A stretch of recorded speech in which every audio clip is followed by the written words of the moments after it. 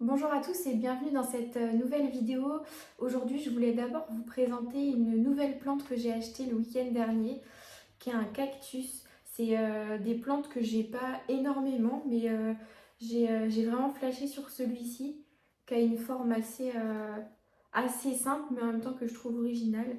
Je l'ai payé 22,90 €. C'était au Bricomarché à côté de chez moi, qui a une partie jardinerie. Donc voilà pour cette nouvelle plante, et je voulais vous montrer aussi la partie rempotage, puisque je vais rempoter cette plante là et d'autres plantes que j'ai aussi à rempoter qui sont au stade de bouture. Comme ça me permettra de vous montrer comment je fais quand j'ai une nouvelle plante. En général je les rempote à chaque fois parce qu'en général on dit que c'est plutôt le printemps la bonne saison pour rempoter les plantes. Même si j'achète des plantes en hiver, souvent je les rempote quand même dans un substrat que je connais, parce que là c'est vraiment très sec et enfin, après pour les cactus ça va, mais en général pour les autres plantes c'est pas forcément adapté. Donc je rempote toujours les plantes dès que je les achète. Et voilà, comme je vous disais, j'ai des boutures qui traînent depuis plusieurs mois, qui sont largement prêtes à être rempotées, que j'avais faites cet hiver. Donc je vais aussi rempoter ces plantes-là. Alors voilà, je vous montre comment je procède pour les rempotages.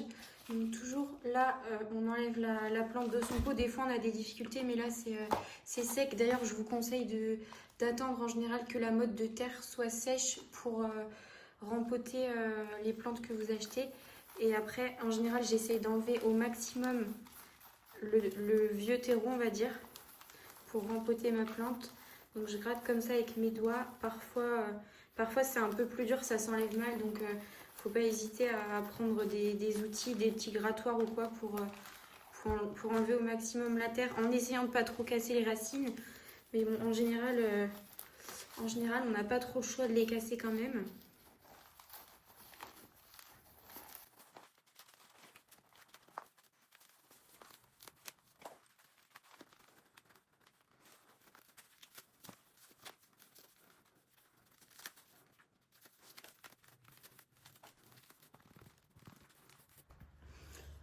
Voilà, comme ça me semble bien au niveau des racines. Je vais utiliser un pot en terre cuite pour rempoter ma plante, puisque donc là en général quand on les achète elles sont toujours dans des pots plastiques. Mais les pots en terre cuite, je trouve ça vraiment pas mal pour les plantes grasses ou les cactus qui ont besoin que leur terre sèche bien entre deux arrosages. Donc je vais la rempoter dans ce pot là qui est à peu près de la même taille que l'autre, mais en terre cuite. Donc là, voilà, j'ai fini d'enlever la terre. Donc une fois que c'est fait, je revérifie avec le pot que j'ai choisi si la plante correspond bien en termes de diamètre. Donc là, ça me semble bien, elle s'enfonce assez bien dans le pot, mais en même temps, il n'est pas trop grand. Ça sert à rien de mettre un pot trop grand. Vaut mieux qu'il soit un petit peu plus petit que trop grand, parce que sinon la terre va mettre trop de temps à sécher et ça va pas être idéal. Donc là, une fois que ça c'est fait, moi j'ai toujours des seaux comme ça de près de terre. Donc là, j'ai pas forcément de terreau spécial cactus ou quoi que ce soit, mais celui-là il fera bien l'affaire. C'est un mélange de terreau, de perlite. Donc c'est ce qu'on voit, les petites billes blanches comme ça. Il y a quelques plus gros morceaux comme des écorces de pin ou de coco. Donc hop, je mets un fond comme ça dans mon pot, histoire de poser la motte dessus. Ensuite, hop, je reprends ma plante, je la mets par-dessus, et puis après, là, le but, ça va être de combler les trous. Donc, en général, soit j'utilise cette pelle-là, mais elle est assez grosse, donc elle n'est pas forcément idéale pour tous les petits rempotages comme ça. J'en ai une autre plus petite, mais je sais pas où je l'ai mise, donc après, des fois, je fais à la main aussi. Et le plus important, c'est d'éviter de laisser des trous d'air en fait à l'intérieur du pot. Donc le mieux c'est de venir tasser comme ça avec ses doigts à chaque fois.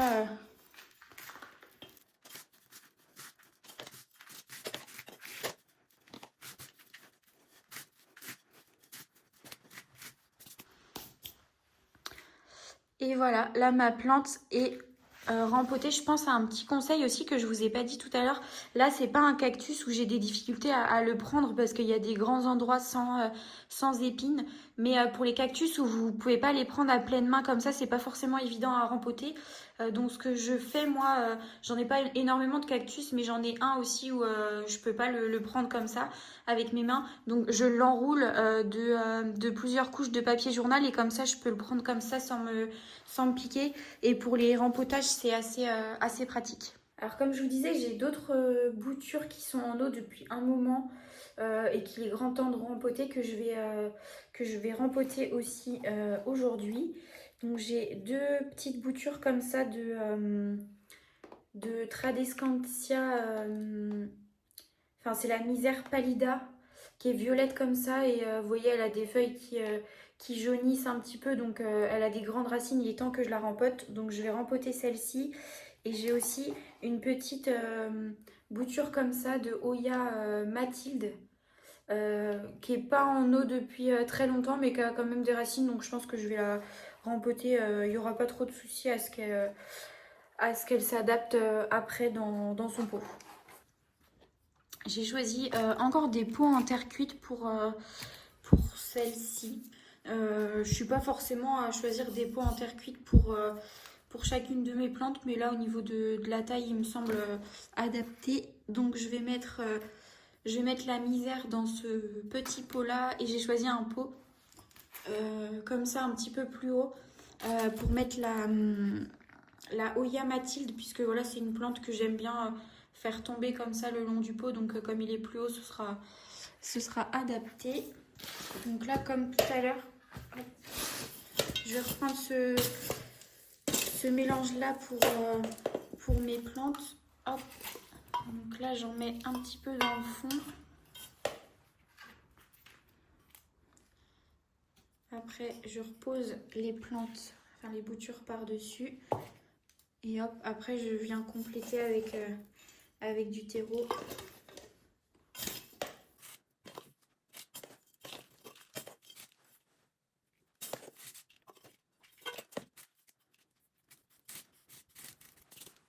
Et voilà pour ma misère. Ça honnêtement c'est vraiment pas une plante compliquée. Je pourrais d'ailleurs la conseiller pour les débutants également. C'est juste que moi tous les ans en général je refais quelques boutures comme ça l'hiver que je garde en eau et que je replante au printemps parce que sinon elle passe quasiment toute l'année dehors. L'hiver elle résisterait pas quand même je pense. Enfin je sais qu'il y a des gens qui laissent leur misère en pleine terre et qui disparaissent totalement en hiver et qui reviennent au printemps. Mais voilà, moi je préfère les garder des boutures en intérieur pour sécuriser. Et puis là, dès que les gelées seront passées, je pourrais les ressortir sans souci dehors. Et puis elle grandira assez rapidement. Et je referai pareil après cet hiver.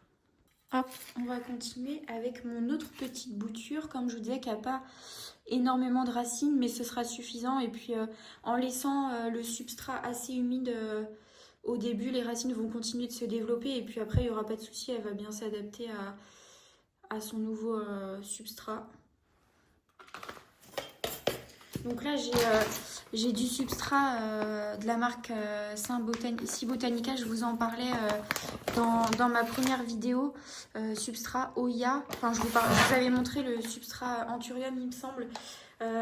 Mais là, honnêtement, le substrat que j'ai dans mon seau, c'est quasiment la même chose, si ce n'est pas un reste de sac que j'ai mis là-dedans. Donc ça fera très bien l'affaire pour le rempotage de ma Oya.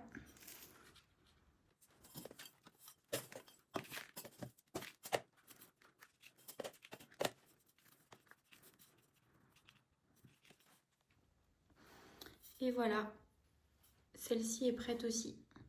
Il me reste la dernière plante que j'avais prévu de rempoter aujourd'hui, donc c'est ma Oya compacta que je vous ai montré dans ma vidéo sur ma collection de Oya. Donc celle-ci, je ne sais plus si je vous avais expliqué, en fait c'est une plante que j'ai depuis quelques années qui était dans un pot en terre et en fait j'ai tout coupé, tout rebouturé parce que pour plusieurs de mes Oyas j'ai eu un problème de cochenille des racines, donc c'est comme les cochenilles qui se mettent, souvent on en retrouve sur les orchidées, des petites bêtes blanches au niveau des feuilles, etc. Mais là, ça se passe sur les racines et donc c'est très difficile à éradiquer à moins de tout rebouturer. Donc c'est ce que j'ai fait avec celle-ci parce que j'y tiens beaucoup et j'avais pas envie de la perdre. Donc là, ça fait pas mal de mois qu'elle est en eau, je ne sais même pas exactement. Et donc toutes les boutures sont bien racinées, sauf une, je ne sais pas pourquoi elle n'a pas prise. Donc je pense que je vais la laisser plus longtemps. Et puis sinon, je ferai un autre pot où je la rempoterai. Mais vous voyez, les racines se sont très bien développées. Donc ça, c'est une bouture qui n'est pas très longue, mais qui a de très belles racines. Donc elle n'aura pas de souci à continuer de se développer. Sinon, j'ai celle-ci qui est, je pense, la plus grande bouture. Pareil, qui a des racines jusqu'ici. Donc même au niveau des feuilles, je me demande si je ne vais pas couper quelques feuilles en bas pour la replanter. Et après, il y a encore deux autres boutures qui sont emmêlées. Donc voilà, j'en ai 4 au total de racinés. Et pour vous montrer l'autre bouture qui était en eau aussi, d'une belle longueur aussi, mais je sais pas pourquoi elle n'a pas raciné, peut-être parce que je me rendais compte qu'elle trempait que jusqu'ici. Donc j'ai enlevé des feuilles encore sur la tige et je vais la mettre dans l'eau encore plus bas. Et je sais pas si vous voyez sur les feuilles, elle est complètement déshydratée parce que justement elle n'arrive pas à boire comme elle a plus de racines depuis plusieurs semaines, plusieurs mois. Mais bon, je perds pas espoir, je pense qu'elle va pouvoir raciner et reprendre sans souci. Donc je vous donnerai des nouvelles d'ici quelques temps si ça fonctionne. Et pour celle-ci, j'ai décidé de la rempoter dans ce pot-là, qui est un pot en fait déjà, enfin c'est un pot esthétique avec sa soucoupe, mais il est troué. Donc dans tous les cas, je vous conseille pas si vous avez des cache-pots de ce type-là, où on met en général les plantes avec leur pot plastique dedans, simplement pour faire joli, et en général ils n'ont pas de trou. Je vous conseille pas de planter des plantes directement dedans parce qu'il n'y aura pas d'écoulement d'eau et c'est là où vous risquez de faire pourrir vos racines. Mais celui-ci, il a l'avantage d'être beau et d'être troué aussi avec sa soucoupe. Donc je vais la planter directement dedans. Hop, donc voilà, j'ai mon pot. Encore une fois, je remplis toujours le fond un petit peu. Là, comme j'ai plusieurs boutures à planter avec pas mal de racines, je vais peut-être pas en mettre de trop au fond.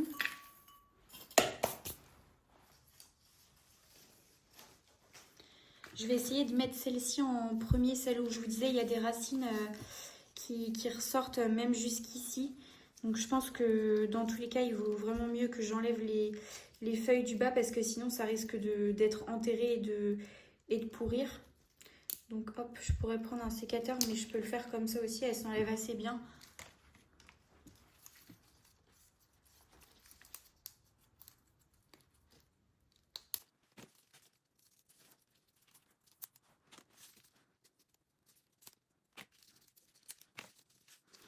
Comme ça me paraît bien. J'ai enlevé 3-4 feuilles ici.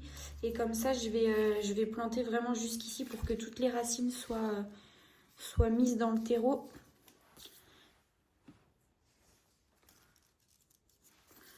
Donc, deuxième bouture, je pense pareil, je vais enlever peut-être 2 feuilles ici. Parce que dans tous les cas, je ne suis pas obligée non plus de planter toutes les racines qui ont pris ici. Parce que vous voyez, celle-ci, elle devait ne plus être dans le terreau non plus. Et dans tous les cas, enfin dans le terreau, dans l'eau. Dans lequel elles ont bouturé, donc dans tous les cas elles ont séché et là c'est ce qui se passera si par exemple si cette racine là n'est pas plantée et je plante que ici, celle-ci elle finira par sécher, mais comme il y a d'autres racines, ce sera pas un souci, hein, elles prendront le relais. Hop, donc la troisième bouture, je pense qu'il n'y aura pas de souci à ce que je plante jusqu'ici. Là j'ai pas de feuilles qui vont m'embêter, donc je vais pouvoir la mettre directement comme ça. Et là, souvent, le plus dur comme ça, c'est quand on a plusieurs boutures qui envahissent un peu le pot comme ça. C'est après de réussir à bien les caler et de bien combler tous les trous en terre.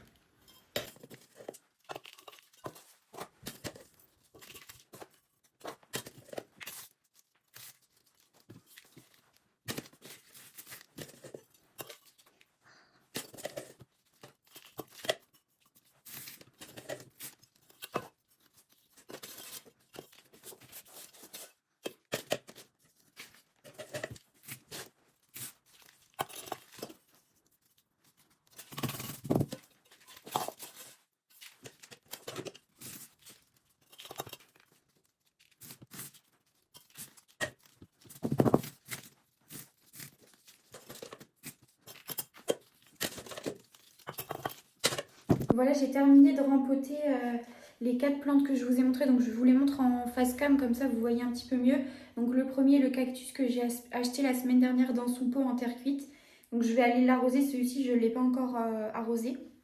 Ensuite, la petite misère pallida dont je vous parlais, où il y a 2 boutures, mais qui va vraiment bien repartir au printemps et qui sera assez grande. Pareil, pot terre cuite, mais un petit peu plus petit. Ensuite, la troisième, la petite Oya Mathilde dans son pot en terre cuite un petit peu haut, comme ça permet de la faire cascader comme ça. Donc c'est vraiment une bouture, je vous dis, que j'ai cassée pendant le déménagement, et puis je l'ai mise en eau et comme ça me fait une autre petite plante. Et enfin, la dernière, la plus grosse, la Oya compacta. Donc vous voyez qui est quand même assez longue. Celle-ci, je viens de l'arroser pour un petit peu vérifier que la terre que j'avais mise se tasse bien. Parce que souvent, ce que je fais quand je rempote des plantes, je les arrose comme je disais tout à l'heure. Et ça permet aussi des fois de retasser la terre et de voir là où il y a des manques. Et comme ça, je rajoute un petit peu de terre si besoin. Donc voilà pour celle-ci. Je vous laisse avec des images de l'aménagement de mes plantes fraîchement rempotées dans mon salon. J'avais uniquement ce bonsaï en plante dans le salon. Toutes mes autres plantes sont dans une pièce, donc j'en ai profité pour ajouter celle-ci à côté de la fenêtre. Je vous remercie d'avoir regardé cette vidéo. Je vous laisse commenter, vous abonner. Et je vous laisse aussi une autre vidéo d'un autre coin déco avec un buffet que je viens de rénover à la fin de cette vidéo. Je vous remercie, je vous dis à bientôt pour une autre vidéo. J'en profite aussi pour vous montrer ce buffet que je viens de rénover. Comme je vous montrais un petit peu l'aménagement de mes plantes dans le salon, j'ai ce buffet aussi qui est dans le fond du salon que j'ai acheté sur Le Bon Coin. Je vous mettrai une photo de comment il était quand je l'ai acheté. J'ai fait un réel aussi sur Instagram pour ceux qui veulent voir les étapes que j'ai par lesquelles je suis passée pour le rénover. Mais en tout cas, voilà, je l'ai intégré dans ma déco et j'aime beaucoup le rendu final. J'ai pris une couleur beige, ça ressort pas trop beige par rapport au mur, mais il est quand même plus foncé que les murs blancs.